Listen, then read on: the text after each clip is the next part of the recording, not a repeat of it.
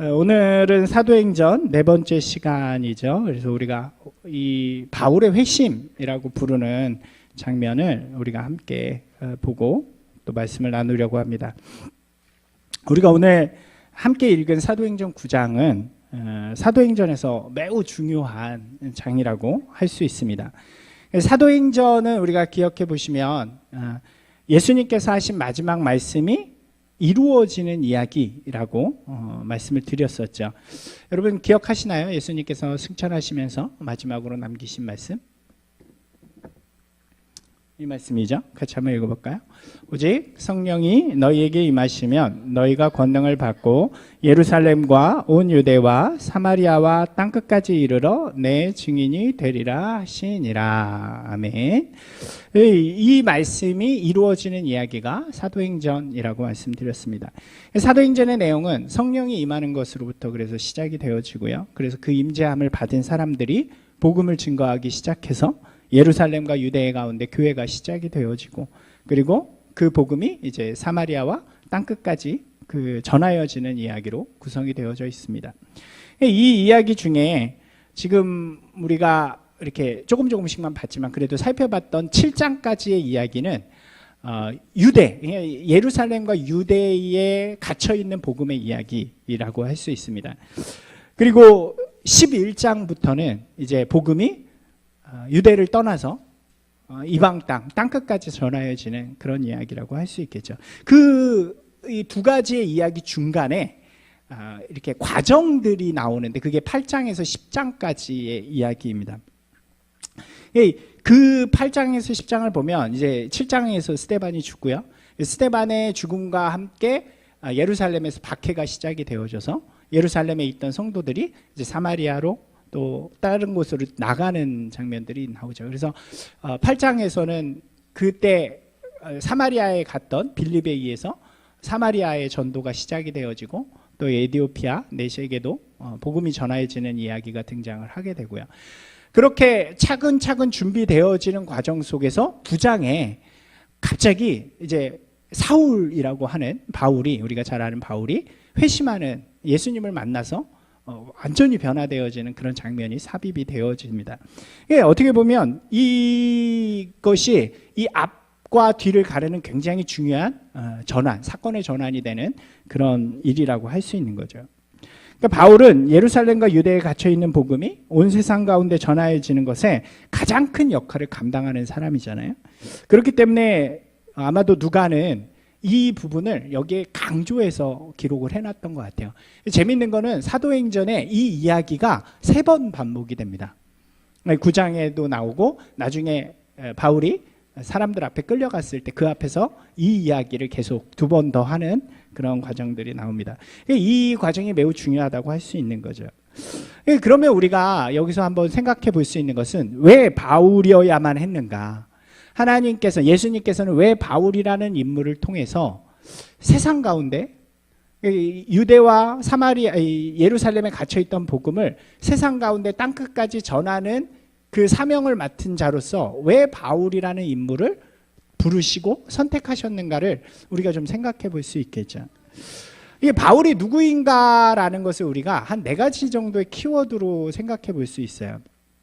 첫 번째로는 바울은 헬라파 유대인이었다는 거죠. 한번 따라서 해보실까요? 헬라파 유대인.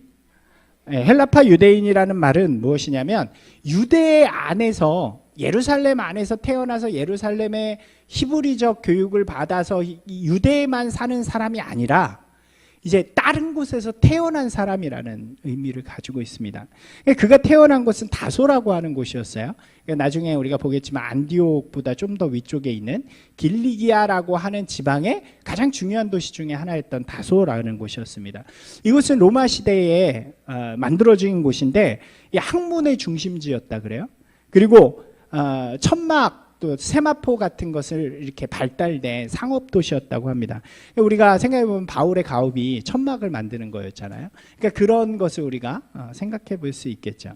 바울이 이러한 헬라식 도시, 로마식의 도시에서 태어나게 된 거예요. 그리고 그 헬라의 교육을 받으면서 자라왔다는 것을 우리가 볼 수 있겠죠. 이게 어떻게 보면 그렇기 때문에 유대인하고는 조금 다른 안목을 가지고 있었다라고 이야기할 수 있습니다. 우리가 우물안 개구리라는 말을 하잖아요. 유대인들은 이 말이 굉장히 잘 어울리는 사람들입니다. 왜냐하면 우리 민족밖에 중요시하지 않고 우리의 율법밖에 중요시하지 않고 다른 민족, 다른 사람들을 굉장히 경멸하고 멸시하는 사람들이 이 사람들이었기 때문에 굉장히 이 자기밖에 못 보는 이런 사람들이었죠. 근데 바울은 다소에서 태어나서 그런 교육을 받았기 때문에 안목이 이 사람들하고는 좀 다른 세상을 보는 그런 눈을 가지고 있는 사람이었다라고 이야기할 수 있는 것입니다. 두 번째, 바울은요, 로마 시민권을 가진 사람이라고 성경이 이야기해요. 그러니까 당시는 로마가 세상을 지배하던 시대잖아요. 많은 곳에 점령을 하고 식민지들을 엄청나게 많이 가졌는데, 가서 식민지를 갖는 곳마다 이 로마 사람이 되었다고 로마 시민권을 다 주지 않습니다. 로마 시민권은 로마에 사는 사람들 외에 어떤 사람들에게 주어지냐면 아주 큰 공을 세웠거나 아니면 로마에 아주 큰 재산을 바쳤거나 뭐 이런 특별한 일을 한 사람들에게만 주는 그런 아주 특권이었습니다. 그렇기 때문에 이 로마 시민권을 가졌다는 것은 이런 거죠. 어디든지 갈 수 있어요. 로마 안에서 마음대로 어디든지 다닐 수 있고, 그냥 다니는 것이 아니라 어느 곳에서든지 로마의 보호를 받을 수 있는 그런 특권이 있었다 그래요. 그래서 아무리 심한 죄를 지어도 이 로마 시민권을 갖고 있으면 로마가 아닌 다른 곳에서 함부로 재판을 해서는 안 되고요. 그리고 함부로 뭐 때린다거나 태형에 처한다거나 뭐 사형에 처한다거나 이렇게 할 수 없는 그런 권리를 바로 이 로마 시민권자가 갖고 있었다는 거죠. 근데 바울이 이걸 갖고 있었다는 거예요. 이게 두 번째 키워드고요. 세 번째는 한번 해보실까요? 히브리인 중에 히브리. 이게 무슨 얘기일까요? 그러니까 자기를 그렇게 표현해요, 바울이. 나는 히브리인 중에 히브리인이다. 이게 무슨 이야기냐면 이 사람이 다소라는 곳에 태어나서 헬라식 교육을 받으면서 자랐지만 자기의 정체성에 대해서 뭐라고 이야기하는 거예요? 나는 히브리인입니다. 다르게 이야기하면 나는 하나님을 섬기는 사람이고 율법을 지키는 사람입니다 라고 스스로를 고백하는 거예요. 나는 그렇기 때문에 이 이방 땅의 법이나 이방의 습관이나 이런 거에 물들지 않고, 비록 다소에서 태어나서 그런 이방 땅에서 자랐지만 그곳에 물들지 않고 내가 철저하게 하나님의 백성으로서의 모습을 지켜왔습니다 라고 표현하는 거죠. 헬라적인 문화 안에서 자신의 신앙을 굳건히 지켜왔다는 것을 의미하는 것입니다. 이게 바울이 가지는 굉장히 큰 특징이에요. 우리가 생각해 볼 수 있죠. 다소라는 헬라 문화 가운데서 살았으니까 그 문화를 바라보는 데는 굉장히 유연해요. 이해도도 높고, 다른 사람을 바라볼 때 이해도가 높지만 자기 자신은 어떻게 살아요? 철저하게 신앙 가운데서 살아가는 이런 사람이었다는 것입니다. 근데 마지막이 뭐냐면 바리새인이라는 거예요. 바리새인은 어떤 사람들인지 우리가 알죠. 율법을 공부하고 율법을 지키는 사람들이 바리새인입니다. 그러니까 바울이 다소에서 태어났지만 그가 성장에서는 유대로 왔던 것 같아요. 그래서 유대에서 이 가말리엘이라는 굉장히 유명한 히브리 학자 밑으로 들어가게 됩니다. 그래서 거기서 공부를 하게 되는 거예요. 이 당시의 가말리엘 문화라고 하면 지금 우리로 이야기하면 뭐 서울대 출신? 뭐 아니면은 서울대에서도 굉장히 높은 이렇게 유명한 학자가 있을 거 아니에요? 그 밑에 있는 뭐 이런 걸로 생각을 하시면 돼요. 당시에 굉장히 중요한 사람들이 가말리엘 문화에 많이 있었고, 그렇기 때문에 가말리엘이 이제 말하는 그 힘이나 능력이 많이 있었던 사람이죠.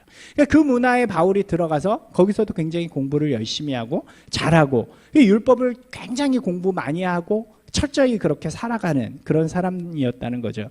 실제로 뭐라고 고백하냐면, 바울의 고백을 들어보면 나는 율법으로도 흠이 하나도 없는 사람이었다 이렇게 이야기를 해요. 그러니까 그 정도로 이렇게 하나님의 말씀을 굉장히 열심히 공부하고 구약을, 그리고 그것을 지키기 위해서 노력한 그런 사람이었다라고 이야기할 수 있는 거죠. 이 네 가지가 바울이 가지는 특징이에요. 다시 한번 해볼까요?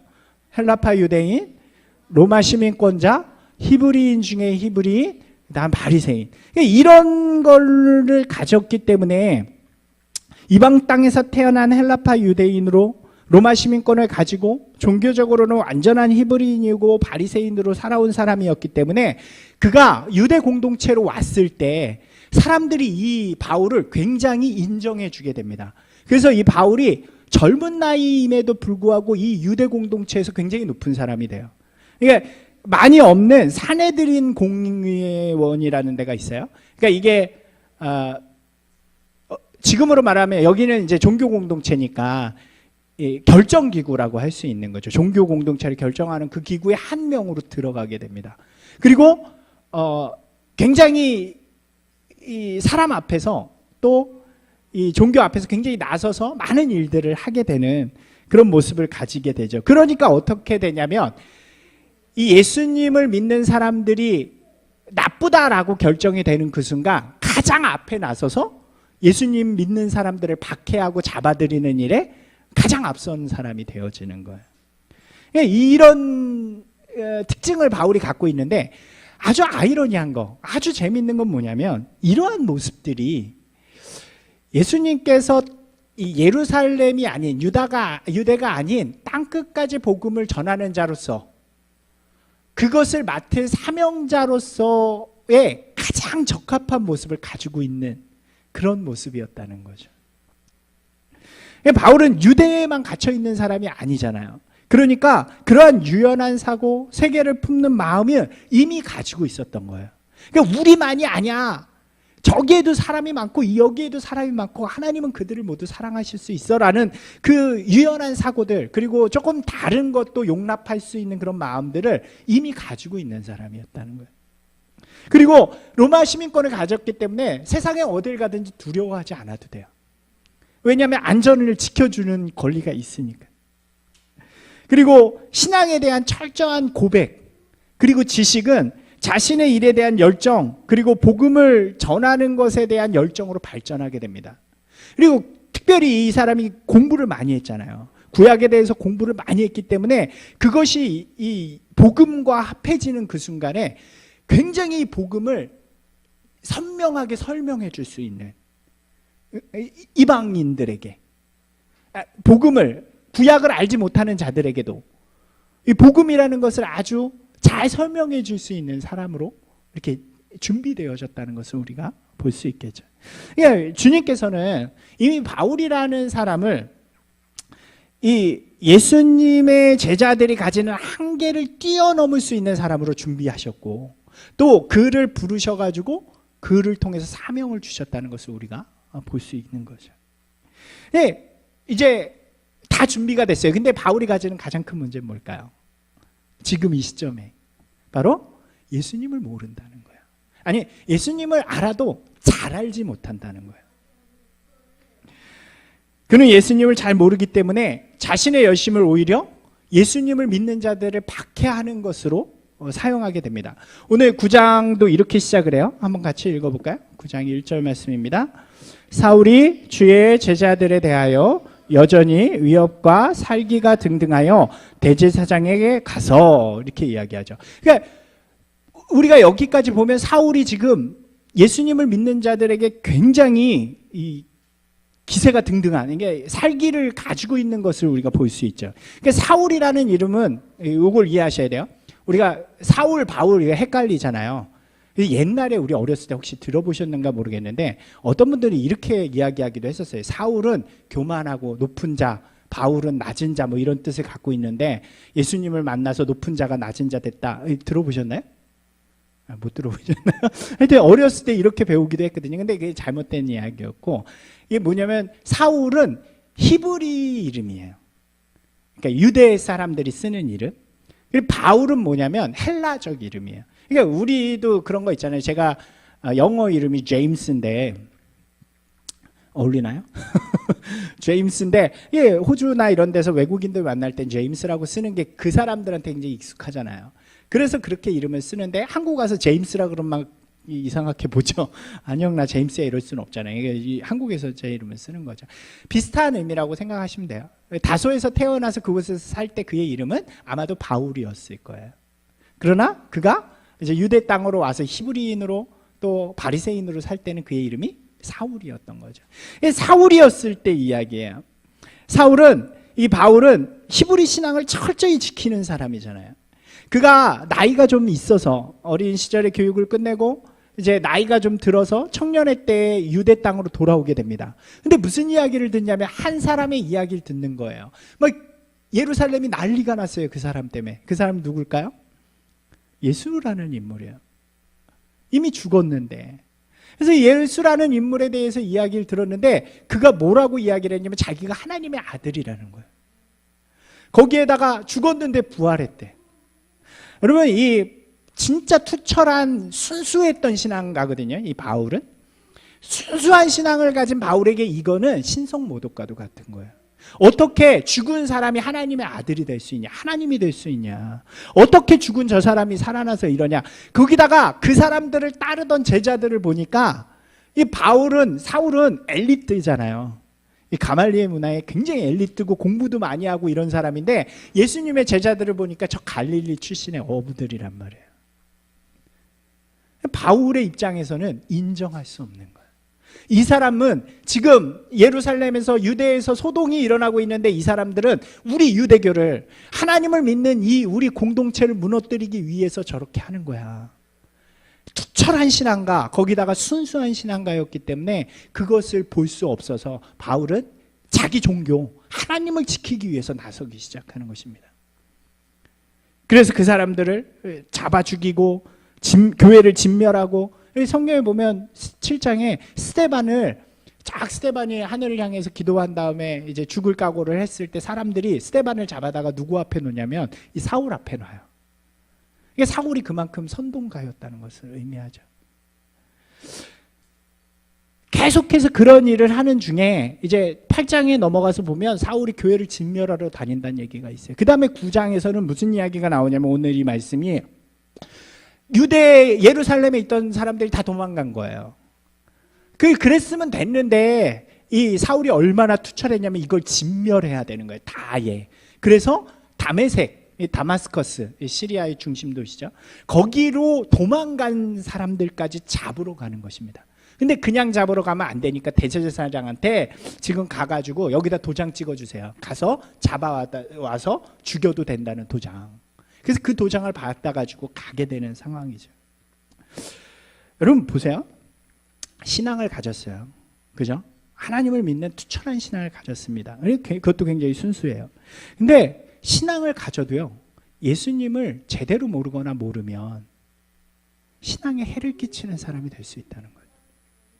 예수 그리스도의 사랑, 예수 그리스도의 은혜, 그의 뜻을 알지 못하고 그저 종교적인 이기심으로 가득 차면 오히려 하나님의 나라를 망치는 일들을 우리가 할 수 있다는 거예요. 여러분 역사적으로도 보면 그런 일들이 얼마나 많아요. 신앙의 이름으로 사람을 죽인 일들이 엄청 많아요. 신앙의 이름으로 전쟁을 일으키고요.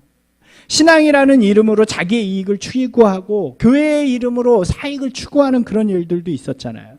종교개혁이 그래서 일어난 것이고 로마 시대, 중세 시대, 종교개혁 시대, 그리고 지금도 신앙이라는 이름, 종교라는 이름으로 예수님의 뜻을 모른 채 그냥 이 세상에서 하나님의 나라를 망쳐가는 일들이 우리 가운데 얼마나 많은지 몰라요. 여러분 우리의 신앙은요 철저하게 예수 그리스도를 아는 것과 그의 뜻을 따르는 것에 있는 것입니다. 믿는다고 말하면서 예수를 모르고 예수님의 뜻을 모르는 경우들이 너무 많죠. 바울이 그랬단 말이에요. 철저하게 어린 시절부터 신앙으로 컸어요. 율법과 구약의 말씀들, 언약의 말씀들을 공부하고 배운 사람이에요. 그런데 누굴 몰라요?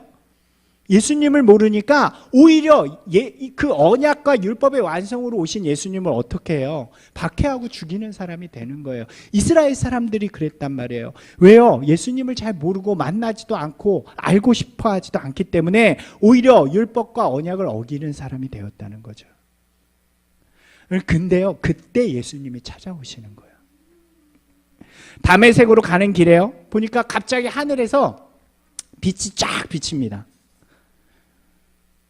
여러분 이 구약에서요, 그러니까 이 이스라엘의 개념 속에서 갑자기 하늘에서 빛이 비친다는 것이 무슨 의미인지 혹시 생각해 보실 수 있으시겠어요? 예, 그게 하나님의 임재를 의미하는 거예요. 이스라엘 사람들에게. 구약에서 보면 하늘에서 빛이 쫙 비치면 그건 하나님이 임재하셨다는 것을 의미하거든요. 그러면 어떻게 해야 될까요? 이스라엘 사람들은 하나님을 보면 안 돼요. 하나님의 이름도 함부로 부르면 안 돼요. 그러니까 빛이 비치면 땅에 엎드려서 고개를 들면 안 됩니다. 지금 그런 상황인 거예요. 오늘 읽은 말씀이 갑자기 사울이 다메섹으로 가는 중에 하늘에서 빛이 쫙 비치니까 하나님 임재하셨구나. 그리고 땅에 딱 엎드려가지고 고개를 탁 쳐박는 거예요. 아마 사울에게 이때는 엄청난 경험이었을 것 같아요. 왜냐하면 평생을 신앙으로 살아왔는데 하나님의 임재를 처음 경험하는 거예요. 드디어 나한테 하나님이 임재하시는구나. 그리고 딱 엎드렸어요.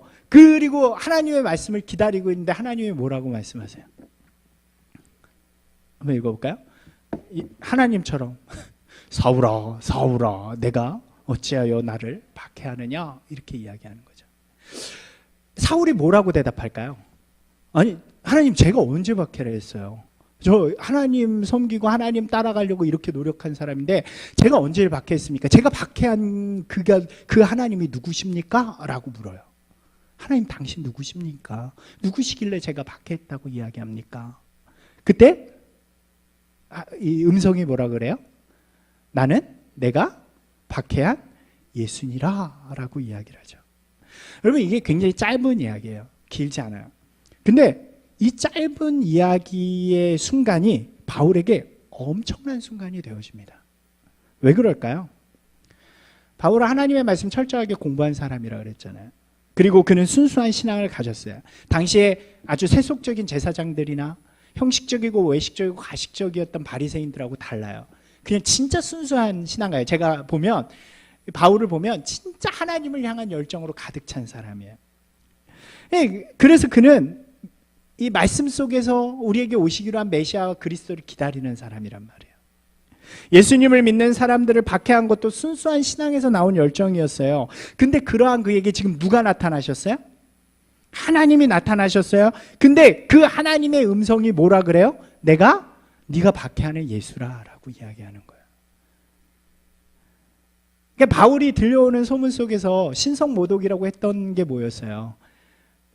예수님이 나는 하나님의 아들이다 라고 하는 거였잖아요. 하나님과 동등되다 라고 하는 거였어요. 그리고 또 하나는 죽어있던 사람이 살아났다는 거거든요. 근데 지금 이 일들, 자기 안에서 있던 이 일들이 이 짧은 순간에 해결되어지는 거예요. 자기가 분명히 하나님이라고 여기는 이 음성이 누구라고 이야기해요? 예수라고 이야기하는 거예요. 하나님이 예수님이셨구나. 예수님 하나님의 아들이시구나. 죽은 줄 알아서 부활했다는 허황된 얘기였는 줄 알았는데 진짜 살아계셔서 지금 나에게 오셨구나. 자신이 잘 알지 못해서 잘못 알고 있어서 박해하던 예수님이 바로 하나님이시오. 그리고 그가 구약에서 말씀하신 약속하신 메시아라는 것을, 그리스도라는 것을 분명하게 깨닫고 고백하는 순간이 되어지는 거죠. 바울이 참 순수하고 열정적인 사람이었다는 것이 이 성경을 쭉 읽어보면 등장해요. 그가 이제 그렇게 눈이 멀잖아요. 눈이 멀고 3일 동안은 그렇게 고생을 합니다. 아마 그 3일이 여기에는 특별히 나와 있지 않지만 제 생각에는 자기가 알고 있던 지식과 예수님의 그것을 함께 맞춰보는 시간이 아니었을까 생각을 해요. 그리고 아나니아라고 하는 다메섹에 있는 한 선지자가 그 일을 위해서 기도해 주시고 그래서 그가 다시 눈을 뜨게 되죠. 우리가 생각해 보면 그렇게 고생을 하고 자기가 잡으러 왔고 막 이랬잖아요. 그러니까 뭐 돌아가거나 뭐 이렇게 어디에 숨어서 근신하거나 이럴 줄 알았는데 이 얼마나 순수하냐면 그걸 깨닫는 그 순간 나가가지고 예수님은 그리스도이십니다 이렇게 전해요. 그래서 오늘 말씀 다시 읽어보면 이렇게 이야기하잖아요. 사울은 힘을 더 얻어 예수를 그리스도라 증언하여 다메섹에 사는 유대인들을 당혹하게 하여. 지금 유대인들이 당혹한 거예요. 왜냐하면 지금 여기 오는 이유가 예수님을 따르는 도망 온 사람들 잡기 위해서 오는 걸 알고 있는데 이 사람들도 갑자기 이 사람이 나와가지고 예수님 그리스도이십니다. 하나님의 아들이십니다. 이러니까 얼마나 당황해요. 굉장히 순수한 그런 사람이라는 거죠. 그리고 그의 삶은 예수님의 이 사명, 뒤에 보면 여기에는 나오지 않아요. 그냥 22장이나 26장에 보면 더 분명하게 나오는데 예수님께서 이렇게 말씀하셨대요. 내가 너를 선택한 것은 이방을 향하여 복음을 전하게 하기 위함이다. 이제 그 일을 행하라 라고 말씀하셨다 그래요. 그 사명을 받고 정말로 세상을 향해서 이방을 향해서 땅끝까지 복음을 증거하는 사람으로 완전하게 변화되어지는 것. 이것을 우리가 바울의 회심이라고 부릅니다. 여러분, 바울에게 회심이란 어떤 의미일까요? 우리가 좀 나눠서 생각해 볼 필요가 있어요. 바울이 하나님을 모르는 사람이었나요? 신앙이 없는 사람이었나요? 아니죠. 그에게 부족한 건 무엇이었나요? 예수님을 모르는 것, 잘 모르는 거죠. 여러분, 바울의 모습 속에서 가장 중요한 회심의 내용은 바로 예수님을 제대로 아는 거였어요. 그가 가지고 있는 길은 원래 예수님하고 상관없는 길이었죠.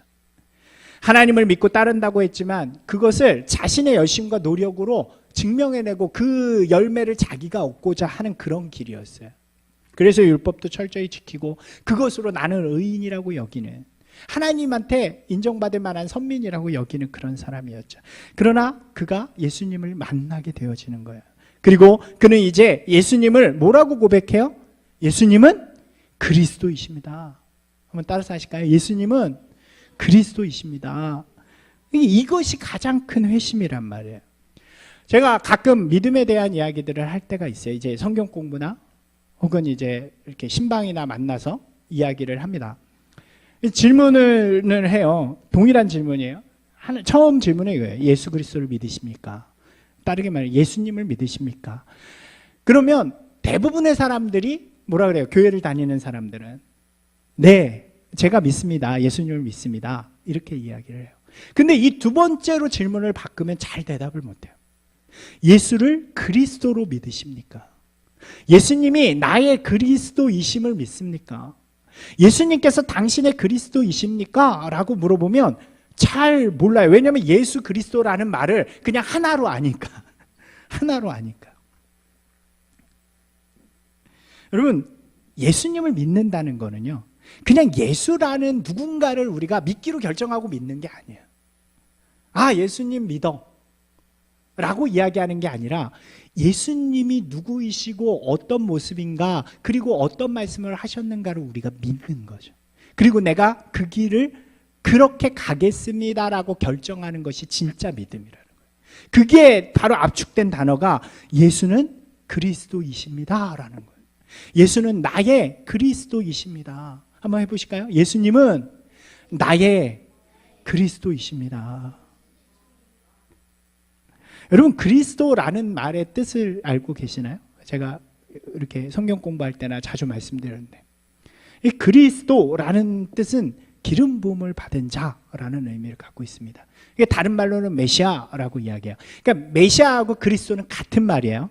메시아는 히브리어입니다. 그리스도는 어디 말일까요? 헬라어. 그러니까 구약에서 사용하던 언어로는 메시아고 신약 시대에는 헬라 시대였잖아요. 그래서 헬라어를 다 썼는데 헬라어로 그리스도가 메시아예요. 그 뜻은 똑같습니다. 뭐예요? 기름 부음을 받은 자. 그러니까 우리가 이 말을 좀 잘 이해해야 예수님은 그리스도이십니다라는 말을 이해할 수 있는 거예요. 그런 기름 부음을 받는다는 것이 무슨 의미냐? 이 구약에 보면 직책이 있었단 말이에요. 근데 그 임명될 때, 그 직책에 임명될 때 기름을 붓는 장면이 성경에 등장을 해요. 그게 세 가지의 직책이었어요. 혹시 아시나요? 기억하시나요? 제사장, 왕, 선지자죠. 제사장, 처음에 아론이 제사장이 될 때 하나님께서 제사장을 임명하는 그 방법을 다 알려주세요. 근데 그때 어떻게 하시냐면 관유를 만들어서, 거룩한 기름을 만들어서 임명식에 이렇게 위에서 뿌려요. 머리에, 온몸에 적셔요. 그리고 왕도 생각해 보시면 여러분, 사무엘이 사울과 다윗을 왕으로 세울 때 어떻게 세웠어요? 특별히 사울 이야기는 기억이 잘 안 나도 다윗 이야기는 우리가 기억할 수 있죠. 뿔에다가 기름을 담아가지고 가잖아요. 그래서 어린 아이였던 이세의 가장 어린 아이였던 다윗에게 기름을 붓게 되죠. 예, 그리고 선지자, 하나님의 말씀을 전해주시는 선지자가 임명될 때도 마찬가지로 예언자들도 기름을 부어서 임명하게 됩니다. 이 하는 일들이 있죠. 제사장은 무슨 일을 하나요? 이 죄를 해결하는 제사의 역할을 해요. 왕은 다스리고 보호하는 역할을 합니다. 선지자는 하나님의 말씀을 이야기해 주시는 거예요. 자, 보세요. 이스라엘이 기원전 586년을 계기로 나라가 멸망합니다. 나라가 멸망했다는 건 뭐가 사라졌다는 얘기예요? 왕이 사라졌다는 얘기예요. 다 멸망해요. 그리고 성전이 파괴됩니다. 그래서 더 이상, 물론 다시 만들지만 계속 파괴돼요. 그러니까 제의가 사라진 거예요. 제의가. 어느 기점으로는 더 이상 제의 중심이 아니에요.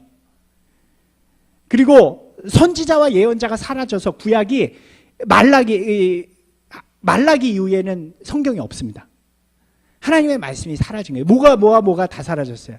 왕과 제사장과 선지자가 다 사라진 시대를 이 구약에서 굉장히 오래 살게 됩니다. 그러니까 이 사람들 마음속에 그때부터 무슨 기대가 나타나기 시작하냐면 하나님께서 우리를 회복시켜 주실 건데 그것은 하나님께서 보내주시는 새로운 그리스도 메시아를 통해서 이루어질 것이다 하는 기대가 있어지는 거예요. 그래서 그때부터 메시아 신앙이 이스라엘 가운데 펼쳐지게 됩니다. 그것을 이사야에서 또 예레미야에서 또 다른 곳에서 계속해서 이야기하는 거예요. 그리고 시간이 지난 다음에 메시아로 누가 오세요? 예수님이 이 땅에 오세요. 근데 그들이 기대하던 메시아의 모습은 아니었던 것 같아요. 예수님께서 이 땅에 오셔서 하신 일들이 이런 것들이었어요. 그들은 왕이 되기를 기대했던 것 같아요. 그래서 로마를 다 물리치고 이렇게 하기를 기대했지만 예수님께서는 그렇게 안 하세요. 오셔가지고 하늘나라의 말씀을 전하십니다. 이 선지자로서의 역할을 하세요. 그리고 이 십자가에 우리의 죄를 위해서, 인류의 죄를 해결하시기 위해서 스스로 제물이 되셔서 십자가에 돌아가십니다. 제사장의 역할을 하시는 거예요. 그리고 부활하신 이후에 하늘로 올라가시면서 누구를 보내주세요? 성령님을 보내주셔서 우리와 함께하면서 우리를 다스리고 인도하도록 왕의 역할을 해주시는 거예요. 이게 예수님이 우리 가운데 행하신 메시아로서의 역사적인 모습이란 말이에요. 자, 이게 믿음의 내용이 되는 거예요. 즉 예수 그리스도를 그리스도로 결정하고 고백하고 따르는 것이 믿음인데 그 고백은 뭐가 있는 거예요? 그냥 나 믿어, 나 교회 다녀가 아니라 예수님은 나의 그리스도이십니다. 아멘. 예수님은 나의 그리스도이십니다를 내가 분명하게 믿음으로 고백할 때 우리 가운데 진짜 회심의 역사가 일어난다는 거죠. 그 고백에는 어떤 내용이 담겨져 있나요? 가장 먼저 나의 제사장이라는 의미가 담겨 있죠. 한번 따라서 해보실까요? 예수님은 나의 제사장이십니다. 이게 무슨 의미일까요? 나는 죄인으로 심판받을 수밖에 없는 죄인인데 예수 그리스도께서 나의 죄를 위해 십자가에 달려 돌아가심으로 나는 더 이상 심판이 아닌 구원의 자리를 가지게 되었다. 오직 예수 그리스도로 말미암아 내가 구원받았습니다 라고 고백하는 그 순간이 되어지는 거죠. 바울이 그렇단 말이에요. 바울이 회심 전에는 자신이 하나님의 자녀라는 걸 뭘로 증명했을까요? 자신의 혈통과 행위로 증명했단 말이에요. 나는 이스라엘 사람이냐. 그래서 나는 히브리인이라고 이야기하는 거예요.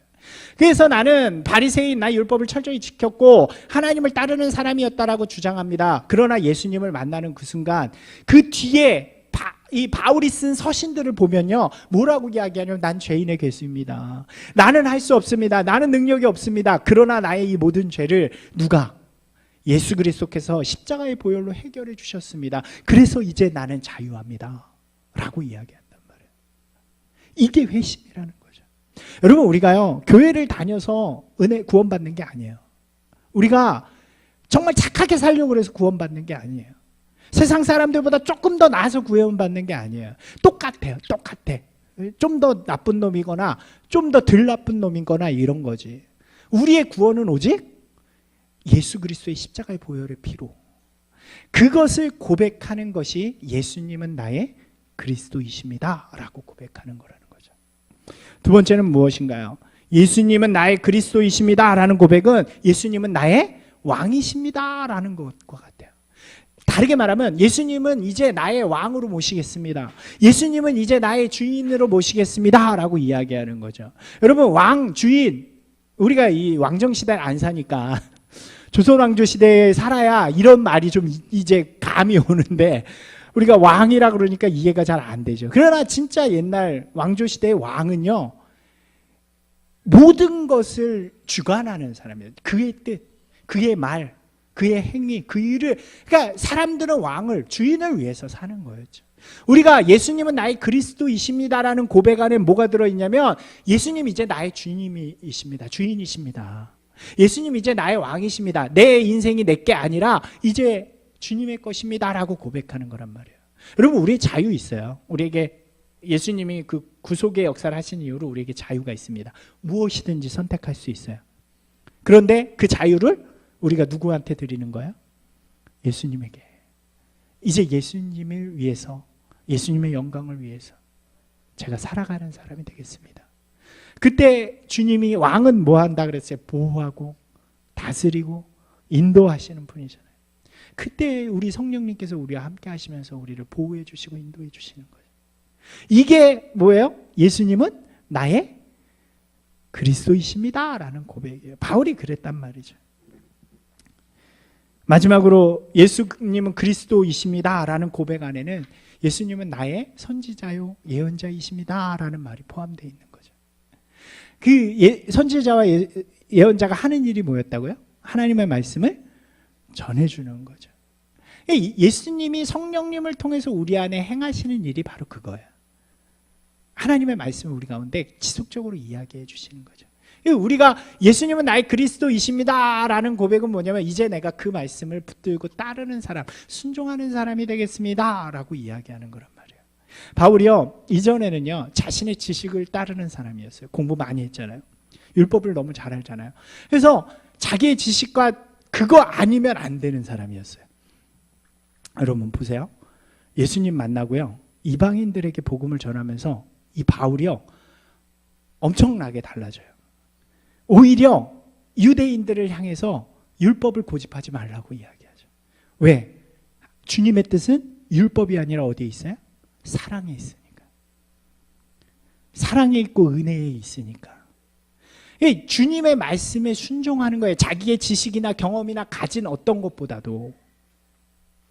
여러분, 우리가 예수를 그리스도로 믿고 고백한다는 것은 바로 그런 거죠. 내 경험, 내 지식, 내가 가진 어떤 것, 세상의 어떤 것보다 하나님의 말씀을 내가 붙들고 순종하면서 살아가겠습니다 라고 고백하는 거예요.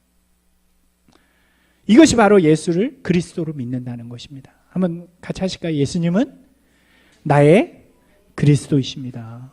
그것은 나의 제사장이요, 나의 왕이시요, 나의 선지자이심을 내가 믿고 고백하고 순종하고 따르겠습니다 라고 하는 분명한 고백 위에 세워지는 거예요. 그게 믿음이란 말이에요. 여러분 보면요, 우리가 교회를 아무리 오래 다녀도 예수님하고 상관없는 사람들이 너무 많아요. 그렇지 않으신가요?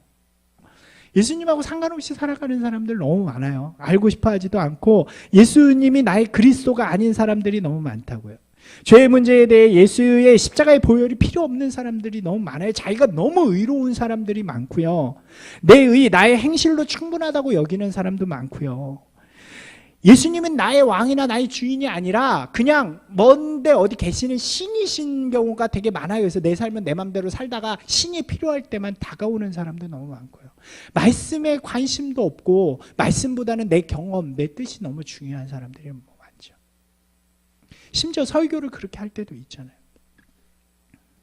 여러분, 우리에게 가장 필요한 것이 바로 이 회심이 아닐까요? 우리가요, 이렇게 전혀 예수님을 모르던 사람이 예수님을 만나고 예수님 교회 공동체로 들어오는 것도 회심이지만 우리에게 이것도 회심이란 말이에요. 우리가 예수님을 너무 떠나서 구원받은 그 순간을 잊어버리고 지금 예수님이 나의 제사장이요 왕이요 선지자임을 잊고 살 때가 많단 말이에요.